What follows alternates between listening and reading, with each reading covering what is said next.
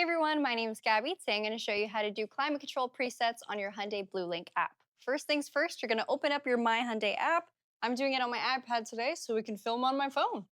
So once you've opened it up, and since I've had it open recently, I didn't have to do the login, but I definitely recommend enabling biometrics if your phone is capable of it. That way it simply just scans your face or your fingerprint and allows you to log in without typing in your password every single time.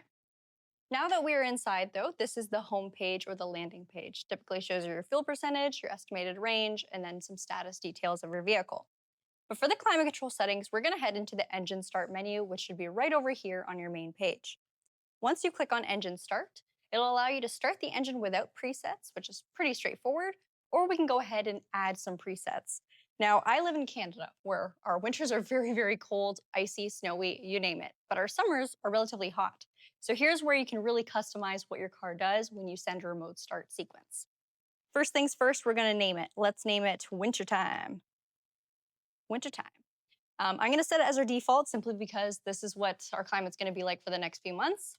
And then we're gonna set our cabin temperature. For some reason, mine is set to Fahrenheit, which we do not follow here, but that is okay.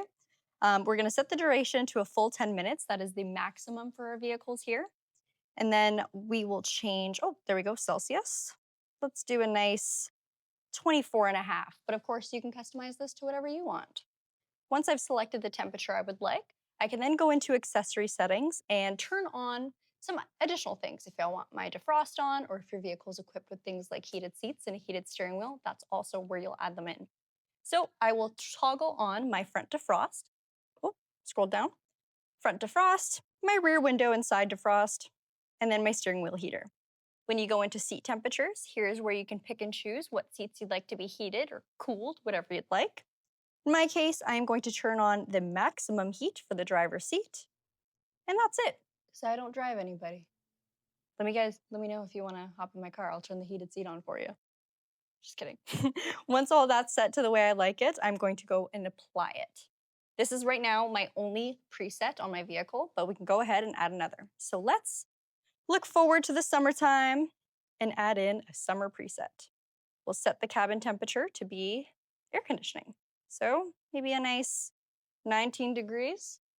Once I've done that, I can set it to my engine duration, still do 10 minutes. Not gonna turn on any of my defrosts or my steering wheel heater, but I will go ahead and cool my seat if I'd like. You can set the intensity to full 3 bars or anything lower. It's really entirely what you'd like, and apply it. Now I'll press apply down at the bottom and it saves it. As you can see though, my wintertime does have a little star. That means it's my default setting. So when I quickly command my vehicle to start from the Bluelink app, it's going to choose my wintertime setting, which includes heat and all of my defrosts. Of course, once the season changes and I would like something more so air conditioned based, I'll go ahead and click the star for the summertime, and that can go ahead and change my settings. Now, in order to actually make that my default, we'll go into Edit Settings and set it as default preset, and that will illuminate the star and make it our new preset. Oh, we might have to refresh it first. Set as default, okay, and then apply. Now it's saved as our default setting. You can add as much as you'd like. You can go ahead and remove them after. It is totally up to you, and it's really that simple. Now, of course, if I want to command it to my vehicle, I'm gonna go press engine start and stop, and then it'll initiate. Thank you guys so much for watching. If you want to see more videos just like this, make sure you follow along on the Kia Hyundai channel. Bye.